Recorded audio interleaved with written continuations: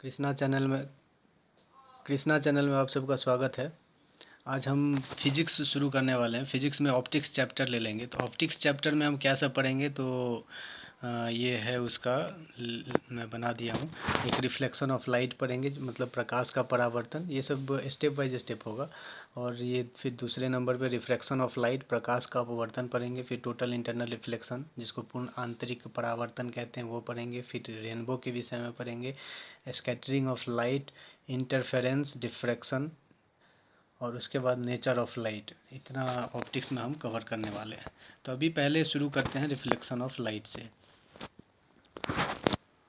Reflection of light मतलब कुछ भी चीज़ अगर हम दीवार पे फेंकते हैं, जैसे बॉल ही हो गया, तो बॉल रिफ्लेक्ट होकर के आ जाता है। मतलब जहाँ फेंकते हैं, जहाँ से फेंकते हैं उधर की ओर ही आ जाता है। जैसे ऐसे रिफ्लेक्शन होता है मेनली लाइट के कारण। अब रिफ्लेक्शन हमेशा नहीं होता है। जैसे लाइट हमने जलाया, तो ग्लास के ऊपर अगर जलाएंगे तो ये पास कर जाता है, उसमें घुस जाता है। डायमंड में, डायमंड में भी इंटर कर जाता है लाइट। वाटर में भी अंदर चला जाता है लाइट। तो इसमें रिफ्लेक्ट नहीं हो पाता है। तो रिफ्लेक्शन का भी कुछ नियम होता है। जैसे रिफ्लेक्ट कब होगा, किस कंडीशन में होगा। अगर सरफेस अपारदर्शी है, अगर सरफेस ओपेक सरफेस है, ये जो लिखा हुआ है ओपेक सरफेस है, अगर अपारदर्शी सतह है, तभी रिफ्लेक्शन होना है, नहीं तो रिफ्लेक्शन नहीं हो पाएगा। तो ये जैसे अभी दिखा रहे हैं कि ये जो है एक पॉलिश्ड सरफेस है, ओपेक सरफेस, जिसको अपारदर्शी सतह हो गया। अब अपारदर्शी सतह, जैसे हम लोग मिरर देखते हैं, तो मिरर जो है वो उसके पीछे कलर किया हुआ रहता है, पॉलिश किया हुआ रहता है। तो उस पॉलिश के वजह से ही हम अपना फेस देख पाते हैं। अगर वो पॉलिश हटा दिया जाए तो फिर आर पार दिखने लगता है, पारदर्शी हो जाता है वो। तो इस वजह से उसको पॉलिश करना पड़ता है। तो ये पॉलिश्ड सरफेस है, ये पॉलिश्ड सरफेस है। इस पे अगर ये इंसिडेंट रे पड़ता है, आपतित किरण पड़ता है, तो ये बर्तन परावर्तित हो जाता है, रिफ्लेक्ट करता है यहाँ से। तो और ये जो है बीच का जो नॉर्मल है, ये नॉर्मल मतलब ये काल्पनिक रेखा होता है। नॉर्मल इमेजिनरी लाइन होता है जो 90 डिग्री का कोण बनाता है। ये जो 90 डिग्री का कोण बना रहा है यहाँ पे, तो ये 90 डिग्री का कोण नॉर्मल हमेशा बनाता है सरफेस के साथ। तो ये लिखा भी हुआ है 90 डिग्री विद द सरफेस, ये 90 डिग्री का कोण बनाता है। अब ये जो एंगल ऑफ आई है, ये एंगल आई जो है वो एंगल ऑफ इंसिडेंस है, और ये angle R angle of reflection है। तो जैसे इसमें देखते हैं जैसे ये हो गया एंगल ऑफ इंसिडेंस आई, ये आई एंगल ऑफ इंसिडेंस हो गया, ये आर एंगल ऑफ रिफ्लेक्शन हो गया, और ये ग्लैंस एंगल होता है। ग्लैंसिंग एंगल मतलब छूता हुआ एंगल है, जो सतह को, सरफेस को छूता हुआ एंगल, एंगल ऑफ ग्लैंस कहलाता है, ग्लैंसिंग एंगल। तो ग्लैंसिंग एंगल का फॉर्मूला क्या हो जाएगा, तो ग्लैंसिंग एंगल का जो फॉर्मूला होगा वो एक एग्ज़ाम में पूछ दिया था। जैसे एंगल ऑफ इंसिडेंस और ये ग्लैंसिंग एंगल का सम कितना होगा। तो ये तो एंगल ऑफ इंसिडेंस ये हो गया और ग्लैंसिंग एंगल ये होना चाहिए। तो ग्लैंसिंग एंगल जिसको पता रहेगा तो तुरंत बता देंगे। तो ये 90 डिग्री हो जाएगा दोनों का सम। ये सम इतना एंगल का 90 डिग्री हो जाता है। तो इस वजह से अब इसका फॉर्मूला भी निकाला जा सकता है। जैसे I plus G is equal to 90 degree है, तो आई बराबर 90 डिग्री माइनस जी हो जाएगा, या फिर G is equal to 90 degree minus angle of incidence हो जाएगा। अब आगे चलते हैं। वही एंगल ऑफ ग्लैंसिंग एंगल का फॉर्मूला हो गया G equal to 90 degree minus angle of incidence. अब हम इसका लॉ के विषय में बात करेंगे, जो इसका क्या नियम है। तो लॉ ऑफ रिफ्लेक्शन कहता है कि इंसिडेंट रे जो है और नॉर्मल रे है, रिफ्लेक्टेड रे है, वो सभी सेम प्लेन पे रहता है, सेम प्लेन पे ही रहता है। जैसे ये सेम प्लेन पे है, ये सेम प्लेन पे एंगल ऑफ इंसिडेंस भी है, नॉर्मल भी है और रिफ्लेक्शन भी है। तो ये सभी सेम प्लेन पे रहता है। यही मेरा फर्स्ट लॉ है, लॉ ऑफ रिफ्लेक्शन का। फिर कहता है कि एंगल ऑफ इंसिडेंस जो है वो एंगल ऑफ रिफ्लेक्शन के बराबर होता है। तो एंगल ऑफ इंसिडेंस ये जो है, ये एंगल और ये एंगल दोनों हमेशा बराबर होता है आपस में। ठीक है।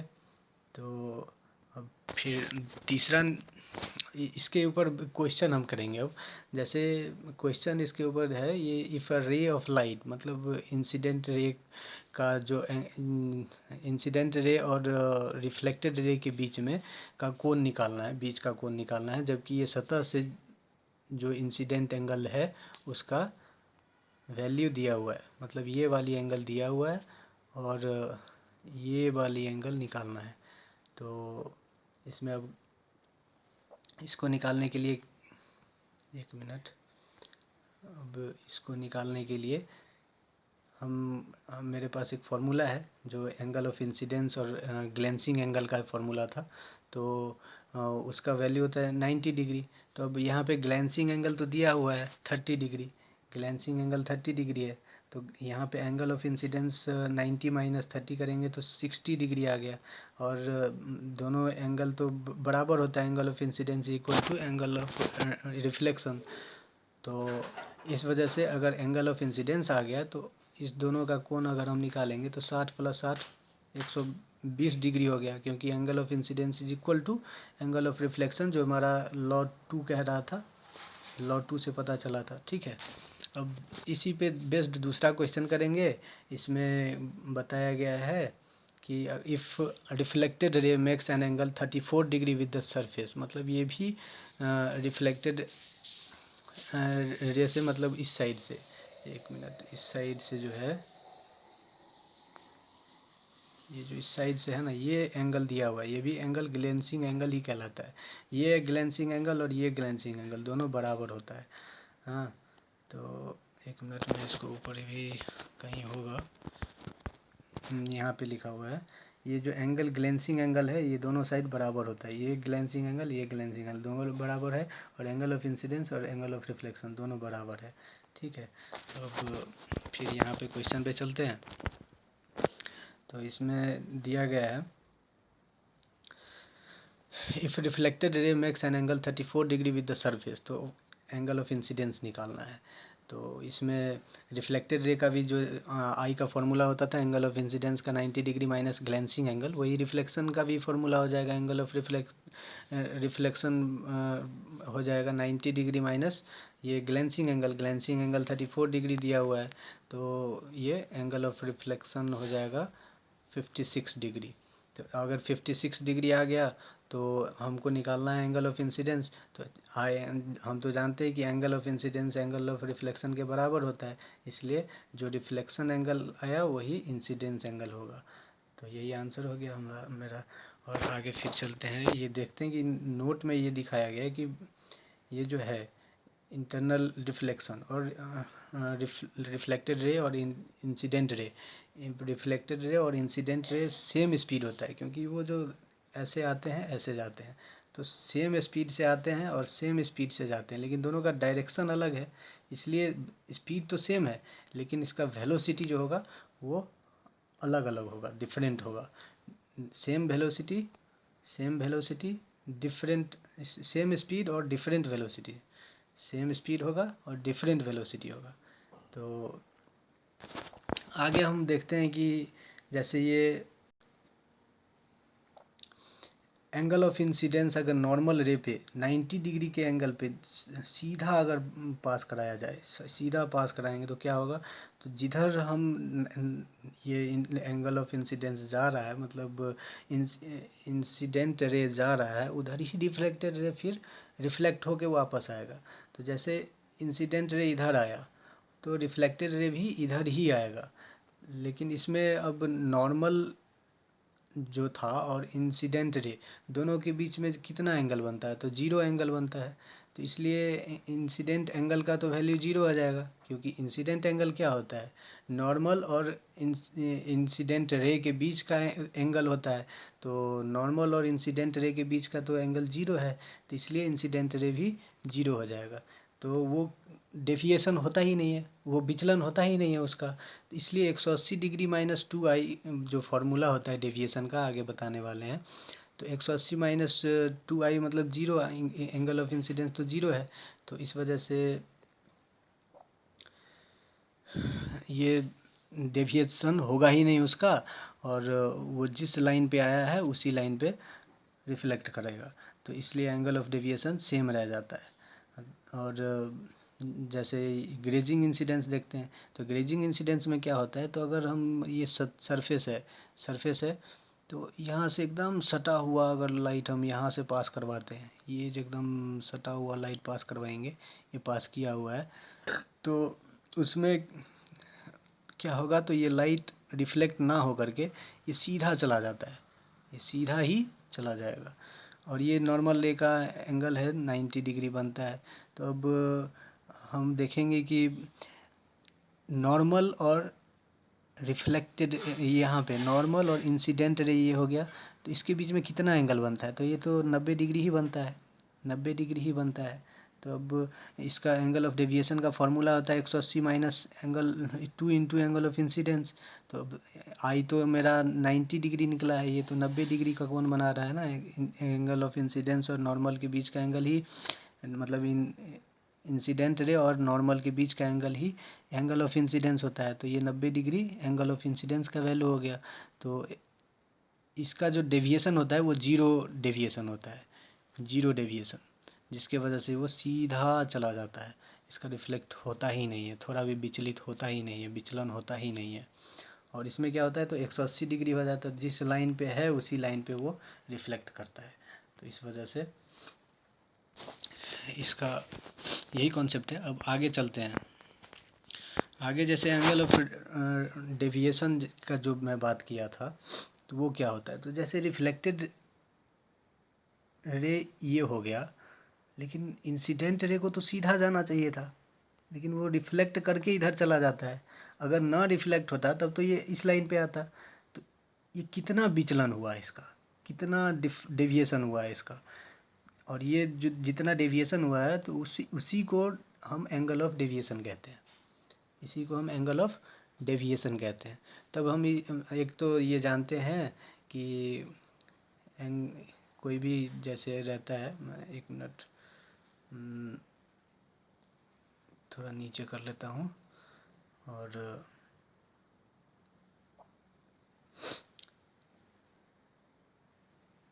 जो ज्योमेट्री में हम पढ़ते हैं कि अब अगर ये एंगल है, ये एंगल है कुछ, और ये एंगल है कुछ, तो ये मान के चलते हैं ए है, ये बी है, और ये सी है। तो यहाँ पे क्या हो जाता है, तो ए प्लस बी प्लस सी तीनों का वैल्यू हो जाता है 180 डिग्री, 180 डिग्री हो जाता है। तो इसमें भी वही होगा, जैसे अब ये पूरा 180 डिग्री का है, तो इसमें एंगल ऑफ इंसिडेंस हो गया, एंगल ऑफ रिफ्लेक्शन हो गया, और एंगल ऑफ डेविएशन हो गया। तो ये तीनों का सम कितना हो जाएगा, 180 डिग्री हो जाएगा। अब एंगल ऑफ इंसिडेंस बराबर एंगल ऑफ रिफ्लेक्शन होता है, इसलिए 2 इंटू एंगल ऑफ इंसिडेंस हो जाएगा, और ये एंगल ऑफ डेविएशन बराबर 180 डिग्री। तो ये सिंपल कैलकुलेशन है। तो यहाँ से हम क्या करेंगे, तो एंगल ऑफ डेविएशन निकालेंगे। तो एंगल ऑफ डेविएशन जिसका हम फार्मूला का पहले यूज किए थे, ये 180 डिग्री माइनस 2i, तो इसी का फार्मूला का मैं पीछे यूज किया था। अब एंगल ऑफ डेविएशन से हम डायरेक्ट ग्लेंसिंग एंगल का भी फार्मूला निकाल सकते हैं। तो जैसे 180 माइनस 2i तो है, लेकिन एंगल ऑफ इंसिडेंस बराबर हम जानते हैं कि 90 माइनस एंगल ऑफ ग्लेंसिंग एंगल होता है। तो यहाँ से ये फार्मूला निकल गया ग्लेंसिंग एंगल का डेविएशन के रिस्पेक्ट में। तो डेविएशन एंगल ऑफ डेविएशन निकल गया ग्लेंसिंग एंगल के रिस्पेक्ट में। तो ये निकला है 2 इंटू ग्लेंसिंग एंगल। अब इस पर एक क्वेश्चन भी कर लेंगे, इस पर एक क्वेश्चन करेंगे। जैसे इफ़ ये बोला गया है, if a ray of light incident at angle 22.5 degree, तो मतलब ये ग्लेंसिंग एंगल दिया हुआ है विथ द सरफेस से है, तो इसीलिए ये सरफेस से मतलब ग्लेंसिंग एंगल दिया हुआ है। और हमें चाहिए क्या, तो find the angle of deviation. तो हमें ये वाला एंगल चाहिए, ये वाला एंगल ही चाहिए, एंगल ऑफ डेविएशन ये एंगल चाहिए। तो इसका 2 तरीका है। अगर हम पहले एंगल ऑफ इंसिडेंस निकालेंगे, तो ये ग्लेंसिंग एंगल और इंसिडेंट एंगल का जो सम होता है वो 90 डिग्री होता है। तो हमको ग्लेंसिंग एंगल तो पता है, तो एंगल ऑफ इंसिडेंस मतलब 90 डिग्री माइनस ग्लेंसिंग एंगल निकालने से एंगल ऑफ इंसिडेंस आ जाता है। अब एंगल ऑफ इंसिडेंस जो है वो एंगल ऑफ रिफ्लेक्शन हो गया। तो अगर 180 minus angle of incidence plus angle of reflection कर देंगे तो ये आ जाएगा। और नहीं तो ये डायरेक्ट फार्मूला लगा देंगे, जो कि हम ये वाला डायरेक्ट फार्मूला लगा देंगे। जैसे 2 इंटू ग्लेंसिंग एंगल है डेविएशन एंगल निकालने का, तो ग्लेंसिंग एंगल हमको 22.5 दिया हुआ है, तो इसको 2 से मल्टीप्लाई कर देंगे और वो आंसर आ जाएगा। तो 45 डिग्री। अभी इतना ही आज के लिए। Thank you, thank you very much आप लोगों को वीडियो देखने के लिए। इसका फिर पार्ट 2 मैं बनाऊँगा। Thank you.